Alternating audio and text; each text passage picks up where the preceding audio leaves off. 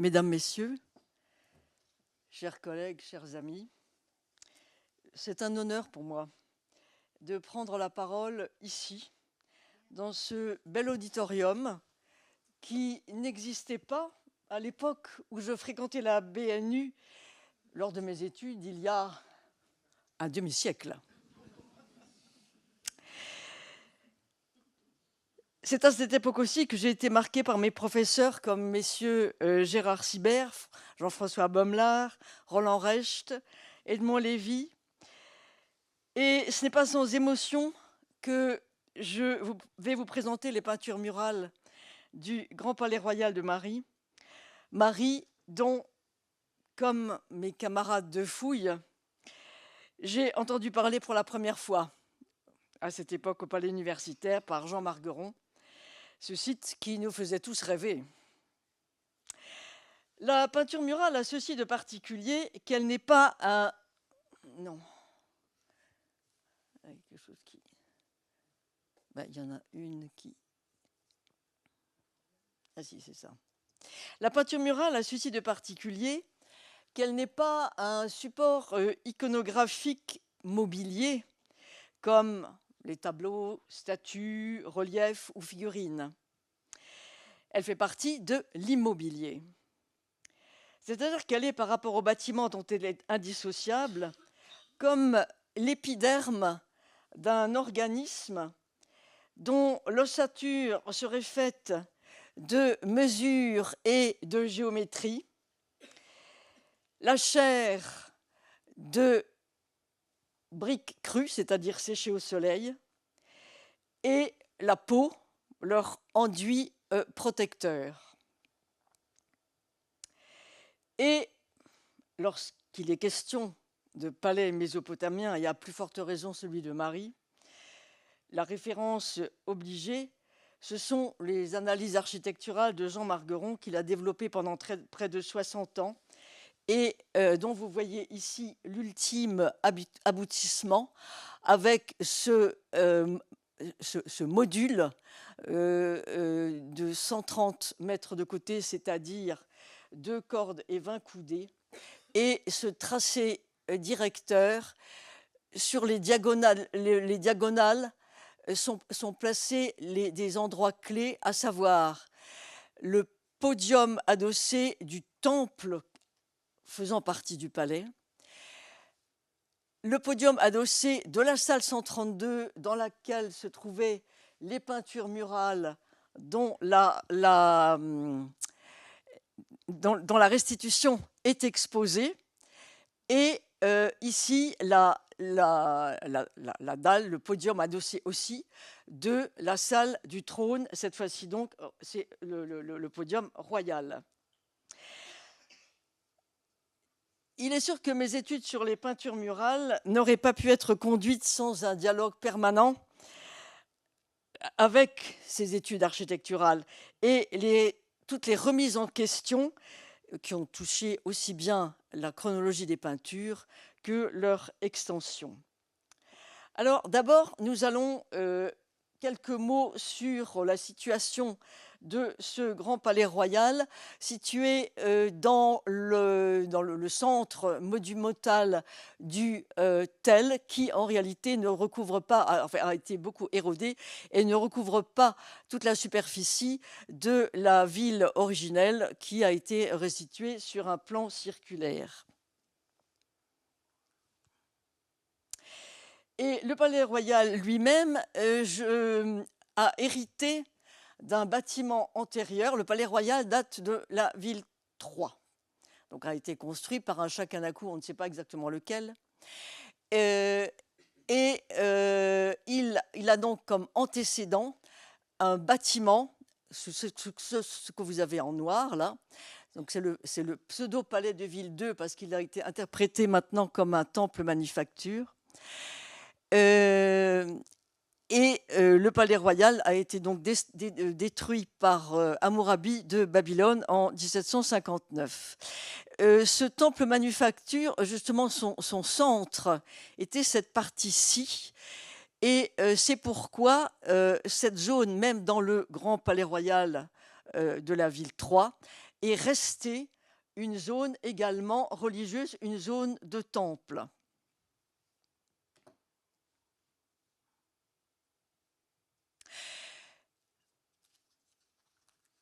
Ces palais, évidemment très complexes, labyrinthe pourrait-on dire, mais en fait très organisés en secteurs à la fois structuraux et fonctionnels.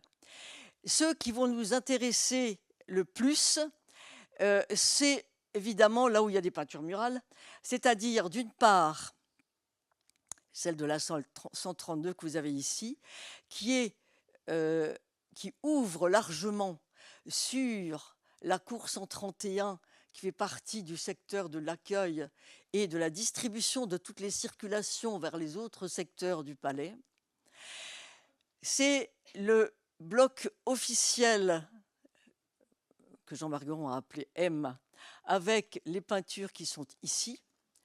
Et puis, c'est les appartements privés du roi à l'étage qui se trouvent ici.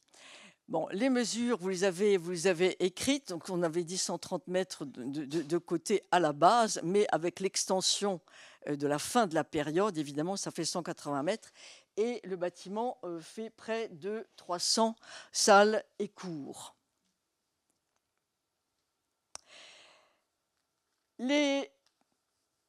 La peinture murale se développe évidemment sur le mur, et lui aussi, on peut le décomposer en différentes parties structurales, qui sont d'ailleurs toujours de mise actuellement, hein, à savoir, bon, les peintures de sol ne sont pas très fréquentes et ne couvrent pas, en tout cas au Proche-Orient ancien, toute la superficie d'une pièce ou d'un espace.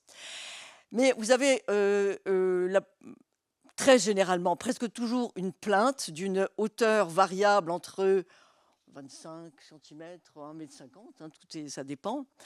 Vous avez ce que j'ai appelé le panneau, c'est-à-dire en fait c'est vraiment le corps du mur, où pouvaient se déployer des peintures figuratives.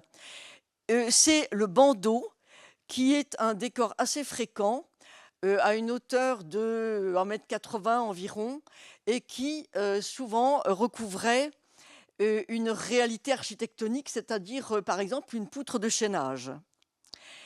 De même d'ailleurs que ce décor qui représente des poutres également de renforcement des portes. Et puis la partie supérieure, que j'appelle frise, se développe au-dessus des linteaux de porte. Donc souvent, ces peintures sont situées assez haut sur le mur, et ceci sans doute pour une raison de protection, tout simplement, pour qu'elles ne soient pas frottées par le passage des gens. Une caractéristique intéressante, évidemment, de la peinture murale, c'est sa monumentalité, puisque il faut qu'elle se déploie sur de grandes distances, et ce qui permet d'avoir des figures qui sont grandeur nature, c'est-à-dire celle-ci, par exemple, elle fait 1,70 m de haut, en fait, comme la statue de Ishtupilum que vous avez dans l'exposition. C'est Dominique Parère qui avait travaillé avant moi sur cette question de peinture murale et de modules.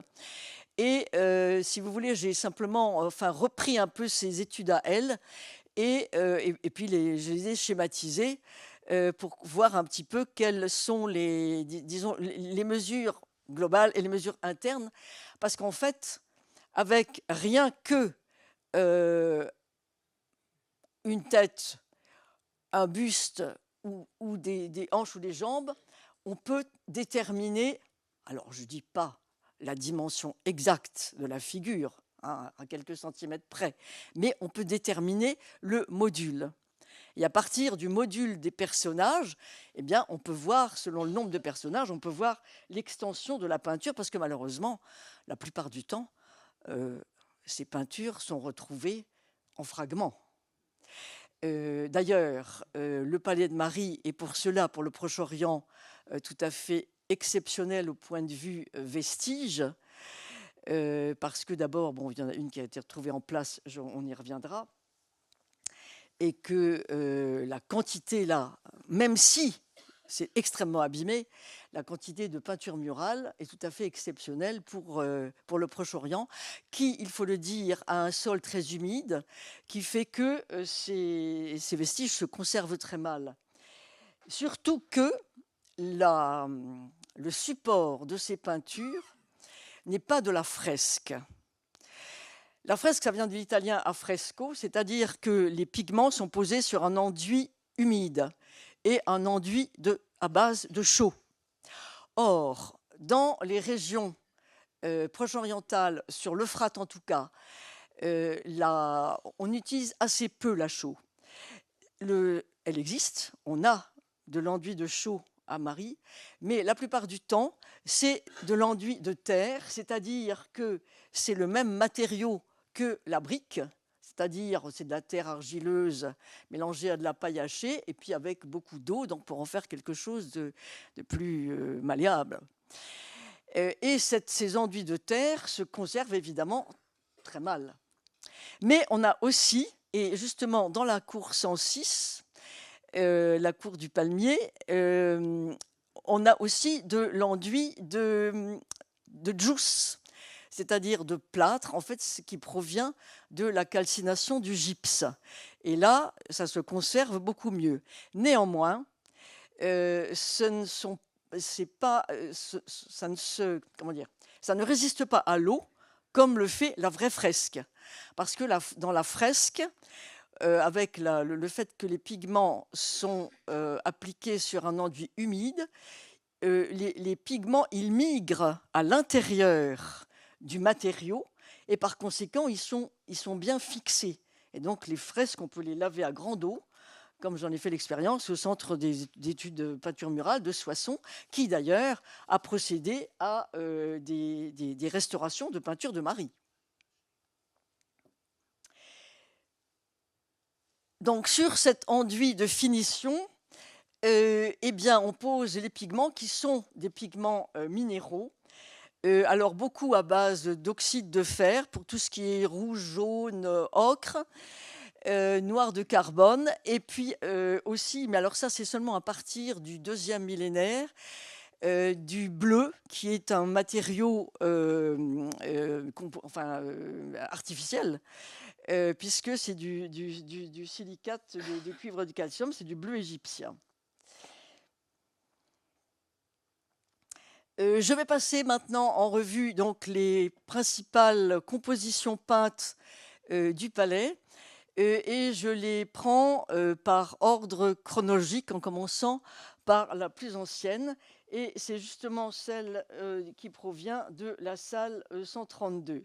Alors, ceci pour vous situer, pour vous resituer la salle dans différents documents qui ont été créés à l'occasion d'une restitution 3D du palais qui a été assurée par le laboratoire Archéovision de Bordeaux et grâce à un financement du LabEx, Les Passés dans le présent. Et ceci, en fait, je m'en servirai par ailleurs, c'est une maquette de restitution.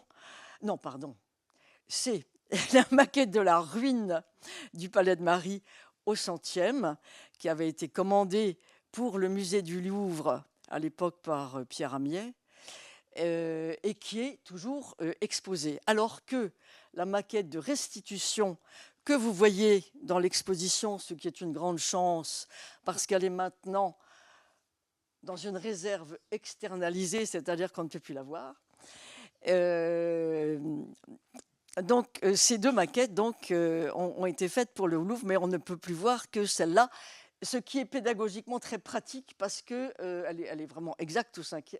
Bon, il y a quelques erreurs, mais enfin très peu.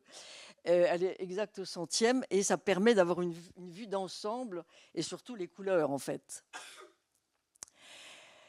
Comment est-ce que cette salle a été identifiée comme chapelle d'Ishtar ? Alors, André Parot l'avait identifié comme une salle du trône, ce qui n'était pas absurde, dans la mesure où, à partir justement de l'époque d'Akkad, donc qui qui a précédé juste les Shakanaku. C'est-à-dire qu'ils ont même mis en place les Shakanaku comme gouverneurs, lesquels se sont petit à petit émancipés comme souverains à part entière. À partir donc de l'époque d'Akkad, enfin, en tout cas, on le voit sur la stèle de Naram-Sin, le roi est divinisé, en tout cas déifié, c'est-à-dire qu'il peut se faire représenter avec la tiare à cornes, qui est la marque, qui est la coiffure divine. D'ailleurs, Puzureshtar, toujours la statue que vous avez, enfin vous avez la réplique exposée, il porte justement une tiare à cornes. Mais en réalité, certains textes parlent d'un bâtiment aux peintures, et il y a des textes de l'époque amorite, donc de la fin de la période du palais, donc un peu plus tardif, parlent d'un bâtiment aux peintures qui apparemment avait une grande importance, encore donc 3 ou 4 siècles après, et raconte aussi une petite anecdote avec d'une petite princesse qui avait voulu faire ses dévotions à Ishtar, et qu'elle avait attrapé une insolation, c'était au début de l'après-midi, elle avait attrapé une insolation en traversant la cour du bâtiment aux peintures, que l'on a, de ce fait, attribué à la cour 131. Ici, vous avez la reproduction publiée en noir et blanc, mais de l'ensemble de la restitution, puisque ce que vous voyez dans l'exposition, du moins en regroupé, c'est cette partie-là. Ce sont les 2 registres principaux, alors qu'il y avait en plus 2 registres miniatures sur lesquels je ne m'arrêterai pas beaucoup, et un autre registre qui n'était pas loin de la taille de celui-ci, qui fait environ 65 cm de haut.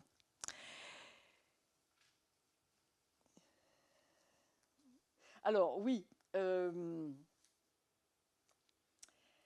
c'est très briève. Non, je vais le faire sur la reproduction en couleur, ce sera mieux. Comment est-ce que ces fragments ont été, enfin, cette peinture a été découverte? En fait, on le voit ici, c'est très très peu après le début de la fouille de ce secteur, puisqu'elle apparaît très très haut, et elle était tombée face à l'air, donc visible, et par morceaux, évidemment, certains en connexion, d'autres non. Ceci est le premier qui a été découvert, c'est donc le fragment miniature de la partie supérieure, qui représente un guerrier qui est en train d'arracher une flèche de son front, ou on ne sait pas trop si par hasard il ne lance pas quelque chose. En tout cas, donc cette peinture est très fragile, a été dégagée, mais finalement, vous allez le voir dans un instant, assez mal documentée. Et donc la restitution de Pierre Hamelin que nous avons la chance de voir, et que c'est une primeur, puisqu'en fait les calques ont été redécouverts au Louvre assez récemment, il y a quelques années, 3-4 ans, quelque chose comme ça. Et Sophie Cluzan, conservateur au département des Antiquités orientales, a décidé pour l'exposition de les faire restaurer, et surtout, oui, en plus, d'en faire une présentation tout à fait particulière et originale, en faisant construire ces sortes de vitrines pérennes. Donc on n'a pas besoin de les sortir de la vitrine, et dont j'ai eu la chance de voir la finalisation au laboratoire de recherche des musées de France à Versailles. Alors, je vais m'arrêter un petit peu sur la composition générale. Donc, c'est une composition en registres superposés, ce qui est la forme, disons, la plus courante de composition iconographique de façon générale, puisque les sauts cylindres, par exemple, s'y prêtent particulièrement. Et les deux registres principaux donc, présentent, ce sont des scènes religieuses, présentent d'une part ici la déesse Ishtar, qu'on le reconnaît à ses attributs qui sortent de ses épaules, qui est assise sur un tabouret, mais en fait un trône quadrillé de blanc qu'on reconnaît assez facilement sur les photos, vous allez le voir, et à laquelle à laquelle une déesse secondaire, on le voit à son seul rang de cornes, fait une offrande dans un bol, donc sans doute une offrande alimentaire.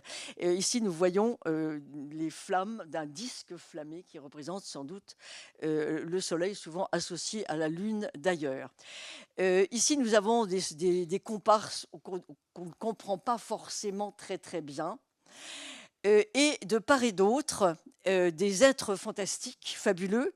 Le griffon, reconnaissable à sa queue hélicoïdale, et le taureau androcéphale ailé. Alors, ce sont des sortes de génies, donc hybrides, fabuleux, monstrueux, mais qui étaient bienfaisants puisqu'ils étaient gardiens de portes.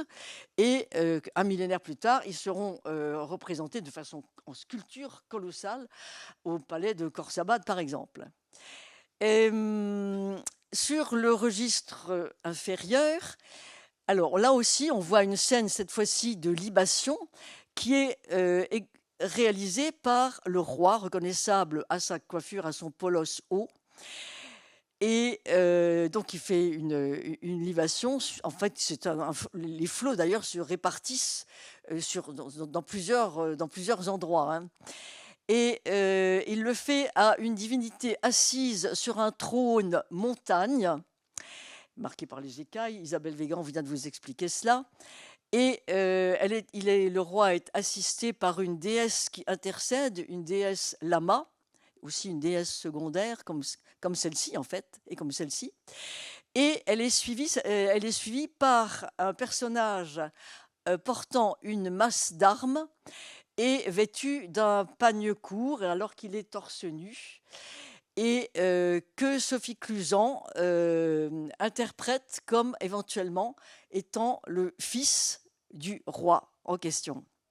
Et alors, de part et d'autre, nous avons d'une part un taureau qui est sur le sommet de la montagne, et puis d'autre part un personnage vu de face, un personnage mythologique assimilé au gardien de l'océan céleste et qui a un rapport avec un récit cosmogonique. Bon, les registres sont séparés par des bandes décoratives, soit d'ondulations, soit de carrés par les pointes. Ceci est la première, alors pas restitution, parce que la restitution complète les manques, alors que la reconstitution se contente d'utiliser les fragments existants et de les associer, de les mettre en place comme ils pouvaient être, et ça on le voit bien entendu. Si vous voulez, c'est comme un puzzle, un collage. On voit bien les fragments qui sont jointifs et ceux qui ne sont pas jointifs. Et il y a quelques différences d'ailleurs entre cette reconstitution et la restitution postérieure de Pierre Hamelin, qui en fait n'a pas, contrairement aux deux dessinateurs et architectes Paul François et Jean Laufray, qui n'a pas vu les fragments authentiques. Parce que Laufray et François ont, comme il n'était pas question évidemment de prélever ces fragments, si ça a été fait au début, à la première campagne, ils ont prélevé 2 ou 3. Mais sinon, ils les ont laissés en place et ils les ont décalqués sur du papier cellophane, papier confiture, quoi. Et donc, grandeur nature. Et ainsi, on a ces documents qui sont exposés aussi, enfin pas tous, il y avait un choix qui sont exposés. Ces documents, en fait, font office d'originaux, parce que les originaux sont complètement perdus.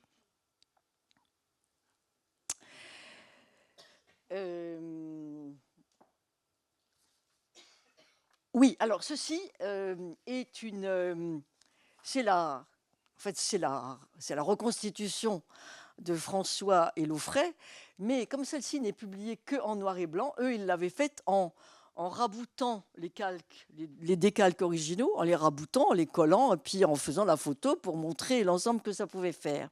Ensuite, ils ont démonté tout ça. Nous, là, après, ce qu'on a eu comme archives, ce sont les cellophanes isolément, hein, lesquels ont été restaurés il y a une trentaine d'années par le laboratoire du cabinet des estampes de la Bibliothèque nationale. Et Charles Pivert, que j'associe à cette conférence parce que c'est un doctorant qui va bientôt soutenir sa thèse et qui travaille sur les peintures murales et en particulier celle de Marie. Et c'est surtout lui qui a travaillé sur les peintures de la salle 132. Et donc c'est lui qui a fait ça. Alors, si vous voulez, il a fait le raboutage par les scans de tous ces cellophanes. Alors j'aurais bien aimé, je rêvais un peu à l'occasion de l'exposition de faire une sorte de film où on puisse zoomer sur les fragments et puis voir défiler petit à petit les reconstitutions et puis les calques. Alors j'ai essayé de le faire, mais enfin je vais passer assez vite parce que finalement on ne voit pas énormément. Parce qu'en réalité, cette photo est la seule où l'on voit, oui, la seule, où l'on voit les fragments en place, du moins la partie la plus importante des fragments et qui représente ceci.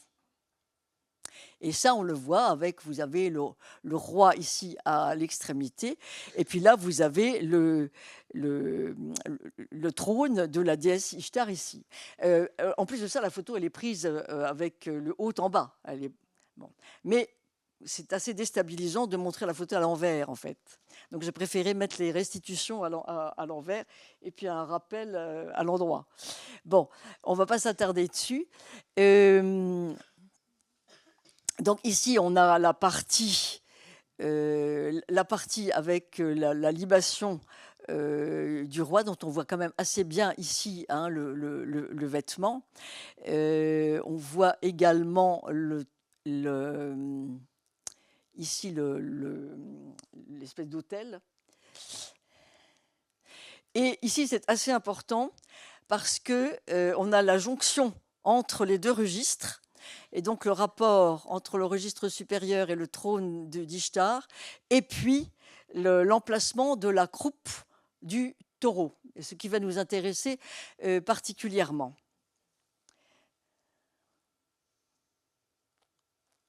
On voit que la croupe du taureau, en fait, elle tombe à peu près verticalement entre les deux pieds de la déesse Ishtar, dont on voit ici le vêtement, hein, avec les volants et la courbure des genoux. Et cette photo nous intéresse particulièrement parce qu'on est obligé de critiquer un peu la restitution de Pierre Hamelin. Alors, ça n'enlève rien à la valeur, d'une part, artistique de ce travail de copie. Mais disons que sur le plan archéologique, certaines inexactitudes peuvent induire à des interprétations un peu erronées. Or, il a représenté, comme vous le voyez, le genou du taureau sur les écailles de la montagne qui sont mises verticalement, au lieu de... Mais c'était pratique parce que ça lui permettait de faire un cadre. Parce qu'évidemment, c'est une œuvre d'artiste, donc il fallait quand même que le truc soit fini, quoi. Donc il fallait qu'il y ait une bordure d'un côté et de l'autre. Et d'ailleurs, Parrot, j'ai relu ça avec étonnement, se félicitait justement que Pierre Hamelin ait enfin trouvé où mettre le genou du taureau.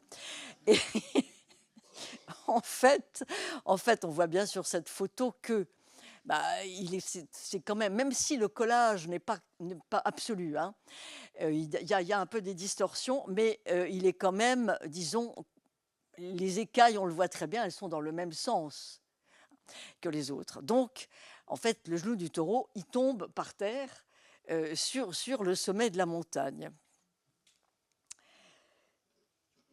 Et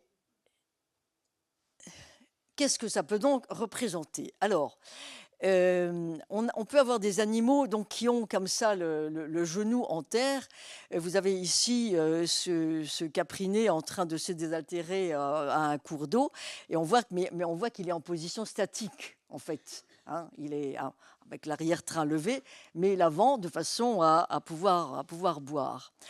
C'est sans doute un peu la même chose, bien que ce relief il est également exposé, d'ailleurs remarquablement éclairé, mais il est très abîmé, très usé et pas facile à comprendre. En plus de ça, il y a des allusions mythologiques sur lesquelles je ne m'attarderai pas, parce que ce qui m'intéresse ici, c'est la position de ce qui est sans doute un mouton, et on voit très bien qu'il est un peu penché vers l'avant et qu'il a certainement le genou en terre, mais à part ça, on ne voit pas trop en fait la jambe, trop ce qu'elle fait, quoi. Mais moi, je le verrais plutôt en réalité dans une position relativement statique, parce qu'il serait tenu plutôt par ce personnage, sans doute mythologique, qui est en train de tenir sa corne pour le plaquer bien au sol avant de le trucider. En revanche, lorsqu'on a la patte qui est levée, le genou, il semble qu'il soit dans une position dynamique et même violente de chute, comme on le voit ici, puisque là, le taureau, il est attaqué par un lion. Donc c'est pourquoi je verrais bien dans ce taureau, en fait, un taureau sacrifié. Ce qui change, disons que ce qui peut être important pour la compréhension de la scène. Donc, premier point critique. Un second qui est plus de détail, mais qui peut avoir son importance aussi, c'est la barbe du roi. Elle est restituée comme blanche. Elle est décrite comme blanche. Même Paul François la représente sur son décalque, qui la représente blanche. Mais quand on regarde de près, on se rend compte, mais alors je sais pas, mais l'éclairage est vraiment pas très bon, ce qui fait qu'on voit très mal. Bon, vous avez ici la silhouette du roi, là vous voyez, vous avez son épaule, là son bras, et ici vous avez la démarcation entre les chairs ocre rouge et quelque chose qui est sans couleur en réalité. Mais on se rend compte que finalement les contours de tous ces festons, ils sont blancs sur la photo. Donc, je me demande, je pense assez fortement que la couleur, parce que le carbone, c'est très pulvérulent, est parti, et que la barbe du roi, surtout qu'en voyant bien la photo, on peut se dire qu'il y a quand même presque un micro-encastrement, si vous voulez, donc il y avait de la couleur dedans. Et je me demande si la barbe n'est pas plutôt noire. Ce qui serait plutôt plus logique, disons, dans l'idéologie royale, où le roi est toujours représenté comme puissant, etc. Et ce qui n'empêche pas, à mon sens, d'interpréter le personnage à la masse comme son fils, puisque le roi est encore en exercice, et le jeune futur roi le suit, alors que son père est en train d'exécuter la libation. Et c'est important aussi que le taureau sacrifié au sommet de la montagne, je y reviendrai très brièvement. Et il y a encore un point critique, alors très important, c'est que la restitution, et d'ailleurs là, c'était le seul élément où les deux calques disjoints étaient encore collés. La tête du dieu Sin, dieu de la lune, a été mise là parce qu'évidemment ça il manquait, mais ça marche pas, parce qu'en réalité on n'a pas de manque là.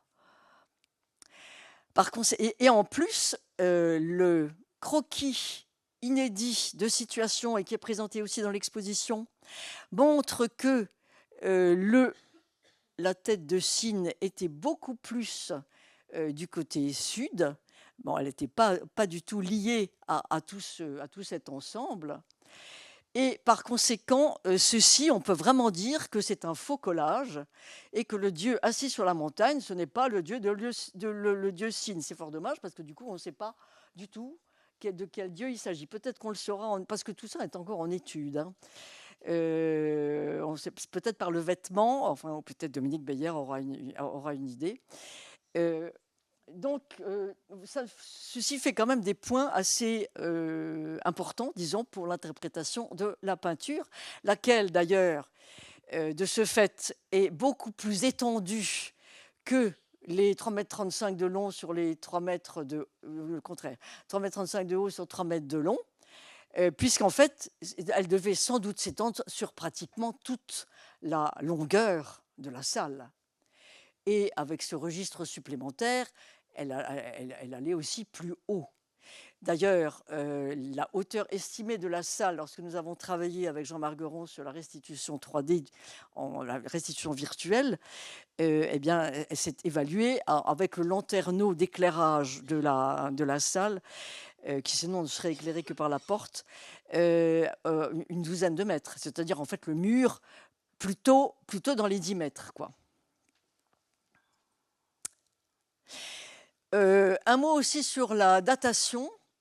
Alors, d'emblée, Anton Nordgatt avait situé cette peinture dans la période dite de la troisième dynastie d'Ur, qui correspond précisément à notre période des Shakanaku. André Parrot pensait que toutes les peintures étaient de la même époque, c'est-à-dire de l'époque finale du palais. Bon, c'est vrai qu'elles ont toutes subsisté, mais elles ne sont pas toutes de la même époque. Personne n'a contesté cela. Il s'est appuyé pour ça justement sur la stèle de Ur-Nammu, le fondateur de la troisième dynastie d'Ur, où on voit des éléments tout à fait similaires, déjà la composition elle-même, et puis certains détails. Et j'ai été frappée je me suis dit que peut-être en étudiant les Shakanaku, on pourrait peut-être préciser un peu la date de cette peinture. Même si on ne connaît pas la date de la construction du palais, que l'on attribue probablement à Pilkin, mais c'est quand même hypothétique. Alors, je me suis attachée au trône montagne, qui c'est un motif iconographique qui se développe à l'époque d'Akkad, qui est bien illustré par ce cylindre qui a été analysé par Dominique Beyer, bon, qui date de la période des Shakanaku, et donc c'est de l'Akkad finale, et par rapport, si vous voulez, à une particularité de cette peinture, c'est que d'habitude, vous avez le trône, et puis vous avez le repose-pied. Mais la montagne s'arrête là. Alors qu'ici, eh bien, elle fait une sorte de socle qui englobe, enfin qui permet de supporter également les autels, les manchons à libation et le roi. Et ça, c'est une caractéristique que je n'ai pas trouvée ailleurs. Je n'ai pas fait une thèse dessus, hein, je n'ai pas pu faire une recherche exhaustive, mais enfin, sauf sur cette plaque en pierre, ce relief de Tello, mais qui est antérieur. Je ne fais pas de liaison directe entre les deux. Hein. Or, cette caractéristique donc de cette espèce de socle montagneux, eh bien, on la trouve dans des empreintes de ce cylindre que Dominique Beyer a publié, et d'ailleurs, il a bel et bien mentionné le rapport avec la peinture 132, mais très discrètement. Et c'est assez flagrant parce que justement, on a donc ce même schéma avec les personnages libateurs qui sont sur le socle. Et par conséquent, c'est pourquoi je me suis dit que, eh bien, comme ces sceaux ces scellements de portes sont datés, puisqu'ils sont au nom de Hitlalera, qui était justement le fils de Puzur-Ishtar, eh bien, c'est que la peinture pouvait bien dater soit de Hitlalera, soit de Puzur-Ishtar. Je préfère Puzur-Ishtar parce qu'il a régné plus longtemps. Enfin, c'est une des raisons majeures. Et vous avez donc ces dessins originaux de certaines de ces empreintes qui font également l'objet d'une vitrine.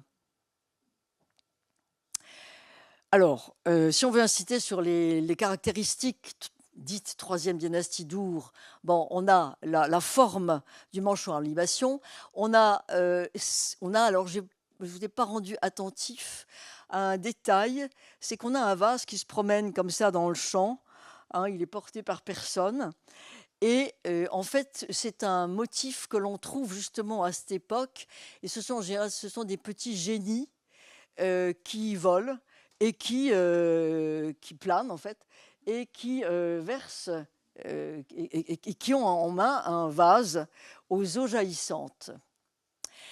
Ce qui est un peu gênant pour l'attribution à la période Shakanaku, ce qui gêne certains, et parce qu'il y a des débats aussi chronologiques dans tout ça, qui ne sont pas terminés. Sur la chronologie absolue, c'est que, et Dominique Bayer aussi a bien remarqué, c'est qu'il y a des détails iconographiques qui sont plus caractéristiques de la période postérieure. Alors, généralement, on admet parfaitement qu'un document puisse être archaïsant, c'est-à-dire qu'il puisse se référer à des modes un peu plus anciennes. Et on admet plus difficilement que le document puisse être précurseur, en quelque sorte, d'innovation iconographique.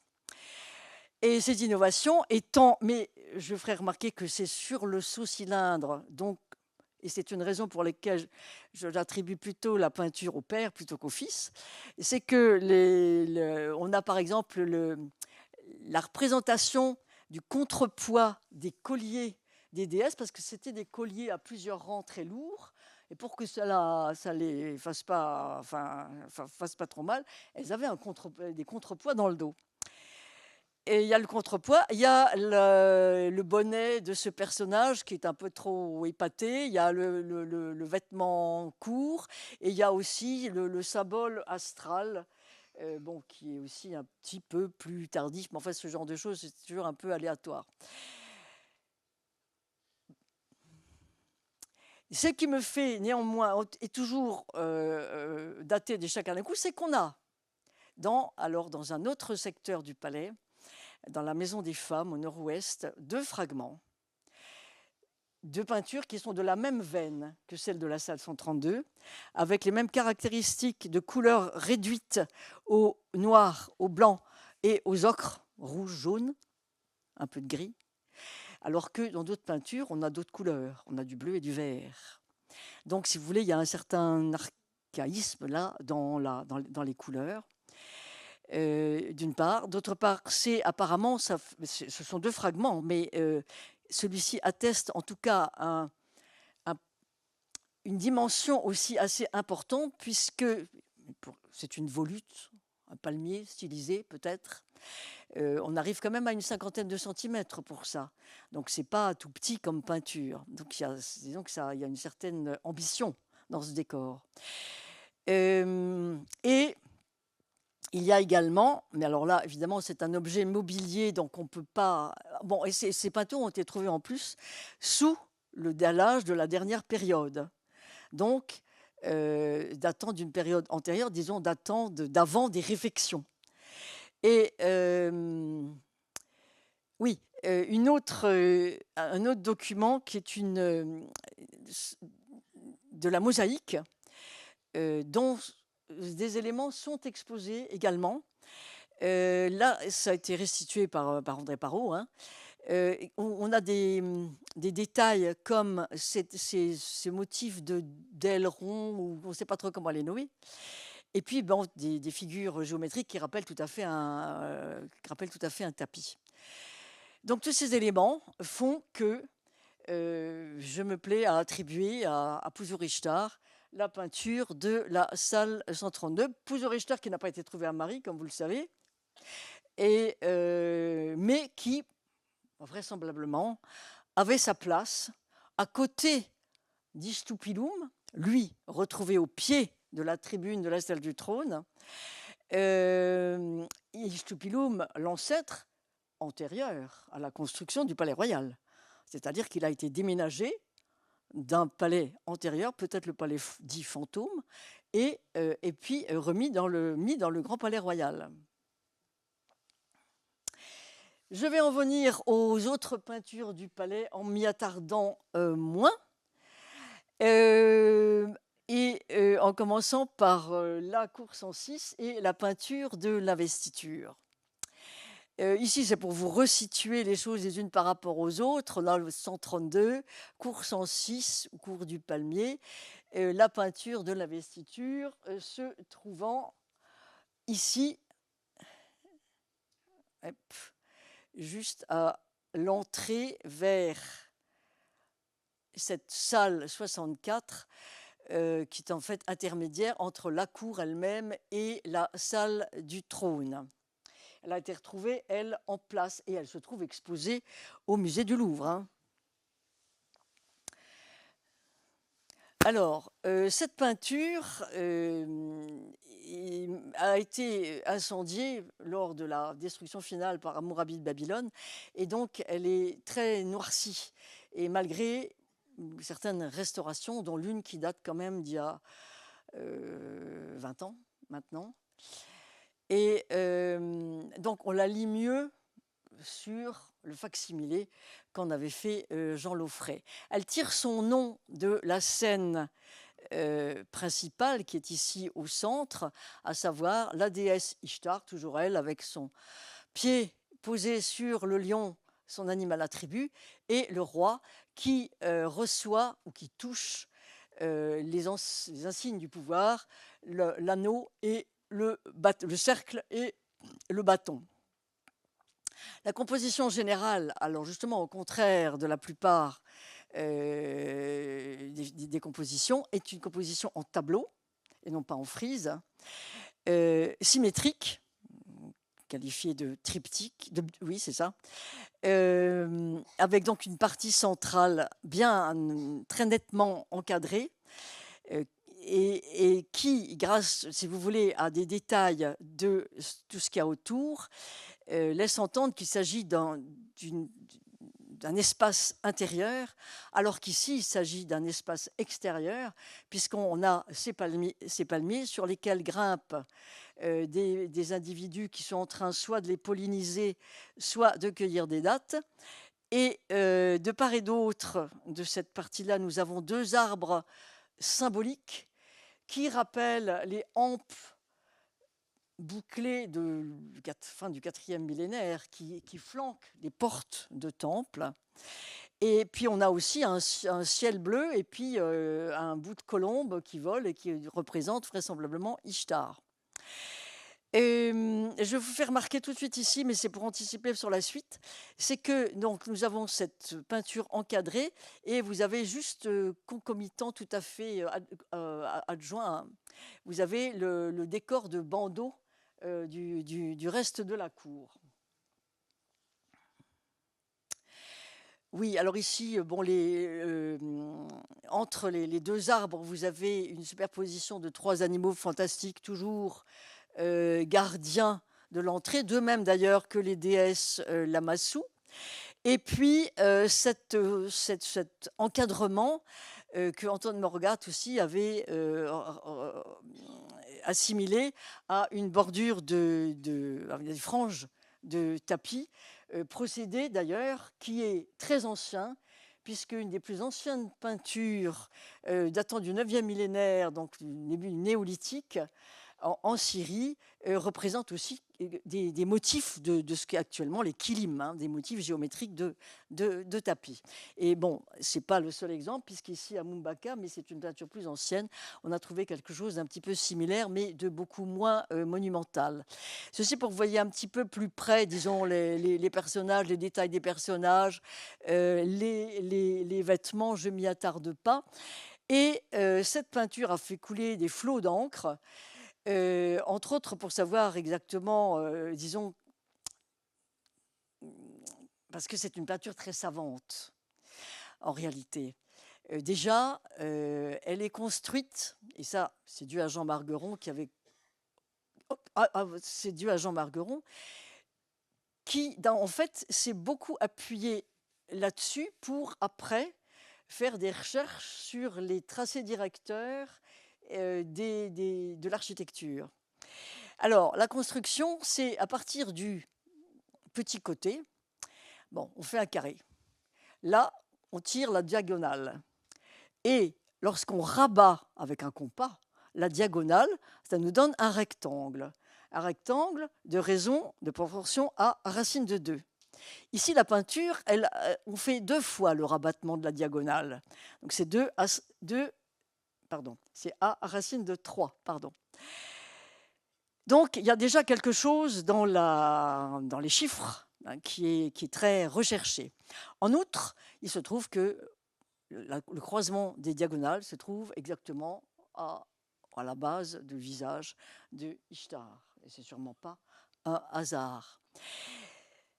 Le registre donc, central inférieur contient 2 déesses aux eaux jaillissantes et qui sont rapprochées évidemment de la statue qui a été retrouvée dans la salle 64, donc la salle intermédiaire entre la cour et la salle du trône. C'était d'ailleurs une vraie statue fontaine avec un canal intérieur. Et ceci est important justement pour la compréhension, pour l'interprétation de la spatiale de cette peinture, parce que, eh bien, salle 65, salle du trône, salle 64, où on a trouvé la déesse aux eaux jaillissantes. Et quant à cette représentation qui veut synthétiser justement le concept spatial de cette peinture, parce que la perspective que nous connaissons depuis la Renaissance, eh bien, ne se pratiquait pas, n'était pas connue, ne se faisait pas. Et donc, il y avait d'autres procédés pour rendre compte de l'espace, et en particulier le dédoublement et le rabattement. C'est-à-dire que le palmier, qui n'est pas une invention, qu'on n'a pas trouvé lui-même, mais on a trouvé sa base au centre de la cour, le palmier est dédoublé, et de même d'ailleurs que la statue de la déesse au vase jaillissant. Et c'est une interprétation donc spatiale de la peinture de l'investiture. Ce dessin est dû à Anne Orenberger qui travaille dans la mission de Marie depuis longtemps. La date de la peinture d'investiture, elle avait été datée de la fin du palais, et en particulier par Mordgat parce que les tiares à cornes étaient représentés de profil, alors qu'avant, elles étaient représentées de face.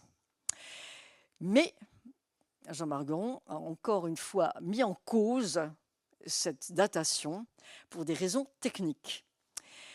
C'est-à-dire que la peinture de l'investiture n'est pas peinte sur enduit de djous, alors que tout le reste de la cour est enduit de djous, donc de plâtre.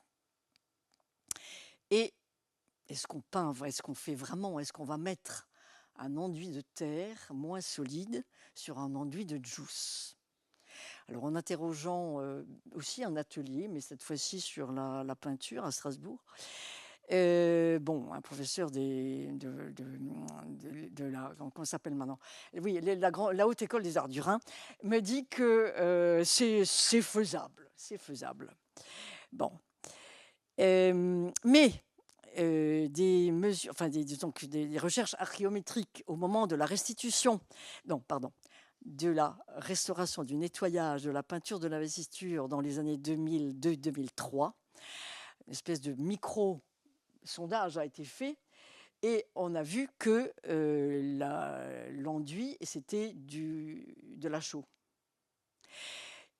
C'est-à-dire qu'il n'y avait pas de juice en dessous. Donc ça voulait dire que la peinture avait été peinte directement sur l'enduit de boue, de terre du mur. Donc on avait une première preuve comme quoi la peinture était antérieure. Ah, il y en a une deuxième, c'est que en zoomant sur une photo numérisée, on s'aperçoit que l'enduit de Jousse, dont on voit ici l'épaisseur, qui est donc dans la profondeur de la porte vers la salle 64, eh bien, il n'est pas cassé, il s'arrête net.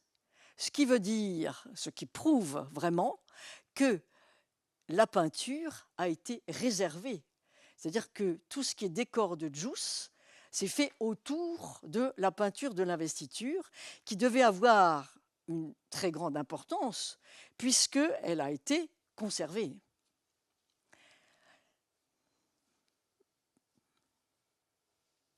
Alors justement, les peintures de Jousse ont été attribuées, elles, à Yasma-Adou. Donc c'est le souverain amorite qui a suivi le premier de la dynastie des Lim, Yarden-Lim, mais qui en fait est un peu un usurpateur, on y reviendra, puisqu'il vient, en fait, c'est un conquérant du royaume d'Ekalatum, et il a mis son fils comme vice-roi de Mari. D'ailleurs, le fils était un peu mal vu de son père parce qu'il ne guerroyait pas du tout, mais il s'occupait d'art, etc. Et c'est grâce à lui que le palais de Marie a été embelli. Donc, nous pouvons le remercier. Et la plus grande, les peintures de la cour 106 ont été retrouvées elles aussi en fragments. Et avec toujours, avec notation des gisements des fragments. Donc, on sait où ils ont été tombés sur un plan. Et le plus grand ensemble est cette scène sacrificielle B. Il y en a une autre qui est au Louvre. Et il y en a une autre qui se trouve à Alep et qui montre un personnage. Donc c'est le personnage grandeur nature que je vous ai montré au début et qui s'avance d'un pas décidé et il conduit au sacrifice 2 processions superposées, mais en fait qui devaient être en réalité parallèles. Et on voit que le taureau, d'ailleurs, a les cornes décorées, argentées, et puis un espèce de croissant aussi lunaire sur le front. Alors, en faisant des dessins, j'ai essayé d'associer les deux morceaux de scène sacrificielle.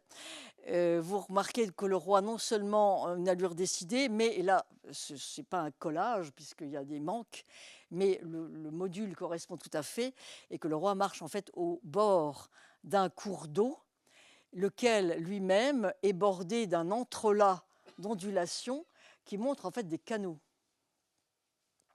Donc ça montre aussi la puissance sur le territoire. Bon, je ne m'attarde pas sur le décor non figuratif.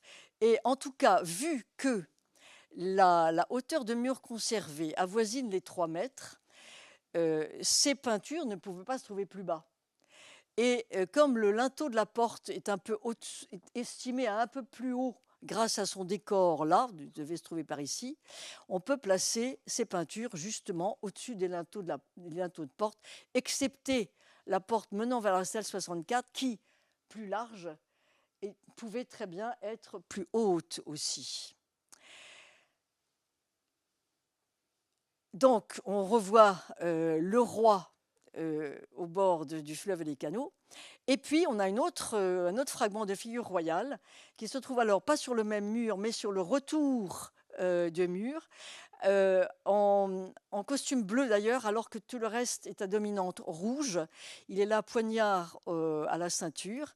Et à côté de lui, il y avait ce fragment d'un visage blanc aux yeux fermés et que j'interprète comme un soldat mort, et donc vaincu par le roi.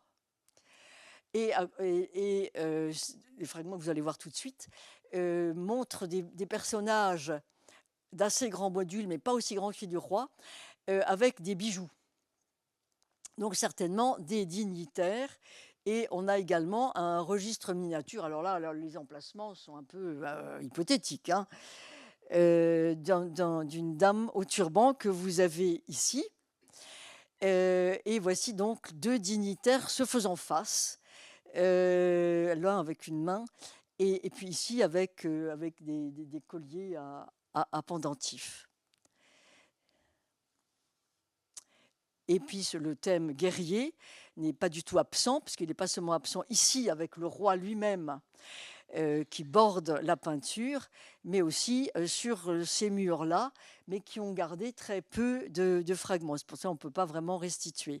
Alors, ceci est une infographie qui a également été réalisée par Charles Pivert, qui a modifié un peu mes restitutions, d'ailleurs, et à juste titre, puisque moi j'avais casé la scène sacrificielle près de l'angle, mais il a trouvé une photo de situation où justement ça se passe beaucoup mieux vers le milieu, et ceci va nous intéresser pour la conclusion. Il ne faut pas que je tarde. Bon, donc la salle 220 alors, est également datée de Yasmaadou. Elle vient de l'étage, c'est assuré stratigraphiquement. Elle est sur enduit de terre, elle. Et c'est un secteur qui a été complètement remanié architecturalement par Yasmaadou jusqu'aux fondations, hein, jusqu'en sous-œuvre. Et dont il a fait des magasins au rez-de-chaussée et une grande salle à l'étage. Et ça, on le voit parce qu'il y a des fragments qui ont été trouvés dans deux pièces contiguës, en continuité. Et donc, voilà ce que ça a donné. On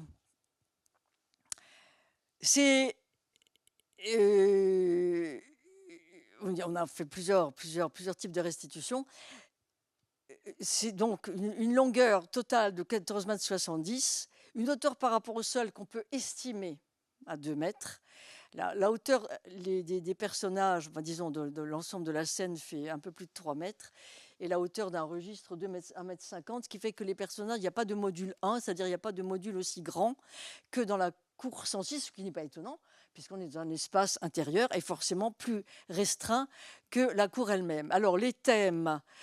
Alors, j'ai critiqué la restitution de Pierre Hamelin, enfin nous avons critiqué, celle-ci, elle peut l'être encore plus, parce qu'il y a beaucoup plus de vide que de plein. En réalité, c'est un puzzle avec beaucoup d'incertitudes.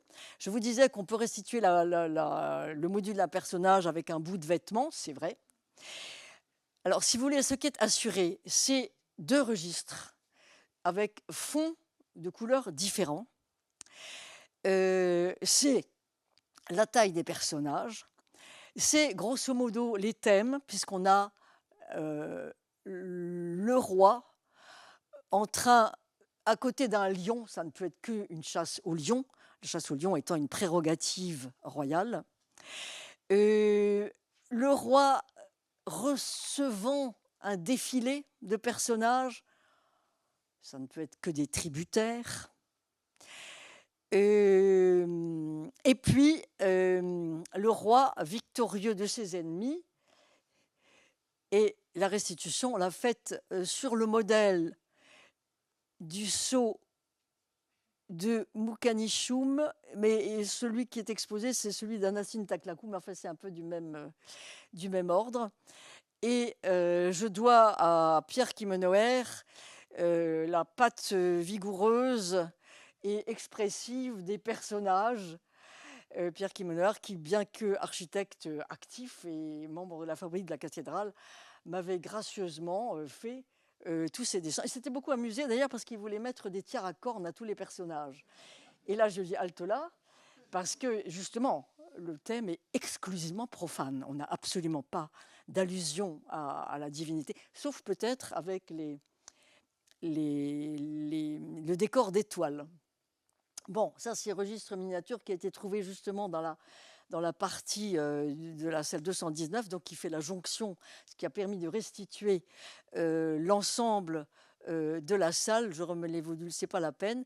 Et voilà la restitution telle qu'elle a été redessinée par Nicolas Brèche.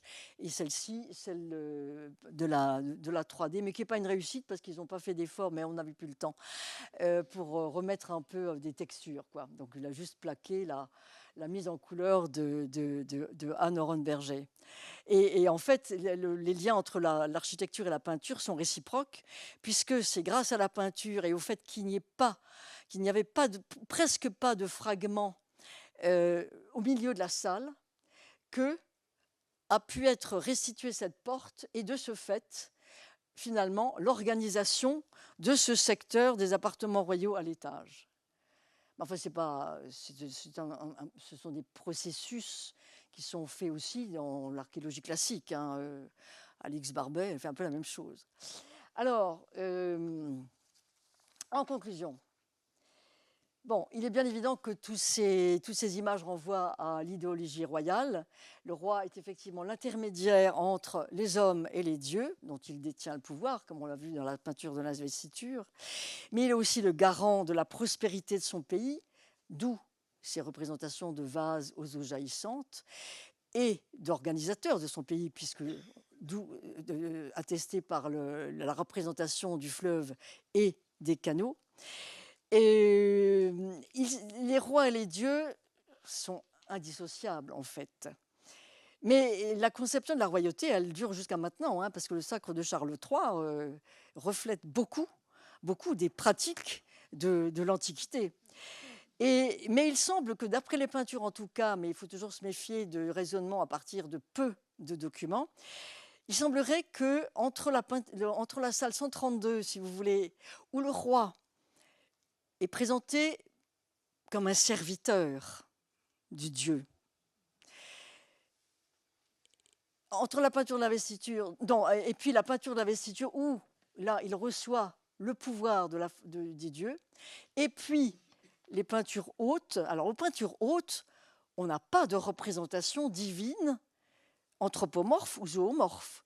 On a uniquement, je n'ai pas attiré votre attention dessus, on a uniquement le motif de l'étoile flammée. Donc, c'est le mode astral, le mode symbolique de représentation divine. Autrement dit, on a l'impression que le roi s'affranchit un peu de la mainmise divine. Et d'ailleurs, ce que conforte un peu la colossalité aussi de ces peintures hautes de la cour 106. Oui, alors, on peut carrément, en étudiant aussi d'autres matériels que les peintures, on a vraiment l'impression, on parle beaucoup de programmes iconographiques des palais assyriens, mais on peut déjà en parler à cette époque.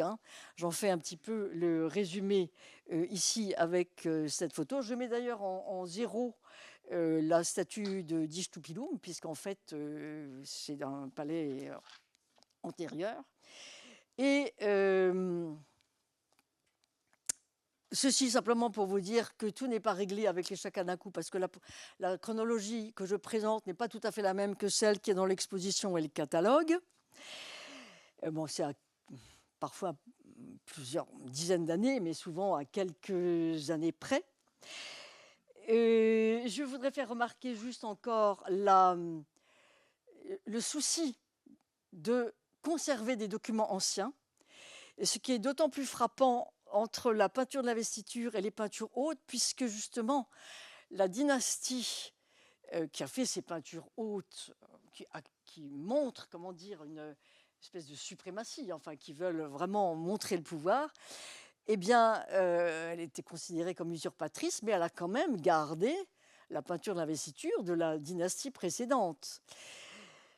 Et puis, ce qui est aussi frappant, c'est, si vous voulez, que les images d'un endroit à l'autre du palais, eh bien, elles se font écho mutuellement, et peut-être même au-delà du palais, puisque je me suis demandé, mais au fond, où est-ce qu'ils vont, là, cette scène sacrificielle, où est-ce qu'elle va être conduite? Alors, les sacrifices ne se faisaient pas dans les temples, ils se faisaient sur des terrasses, et quelle terrasse serait mieux adaptée que justement la haute terrasse construite par Ishtupilum et adossée au temple du seigneur du pays, qui est le temple au lion. Et le taureau, là, il est sacrifié au sommet d'une montagne. Or, la terrasse, c'est un peu la métaphore de la montagne aussi, parce que c'est dit dans des textes. Les constructeurs, ils construisent comme une montagne, des bâtiments comme une montagne. Et ainsi se trouvent réunies dans cette exposition des pièces maîtresses qui finalement trouvent un sens peut-être insoupçonné, en tout cas par moi, à savoir le lion et puis les peintures de la salle 132. Je vous remercie. Excusez-moi, j'ai un peu débordé.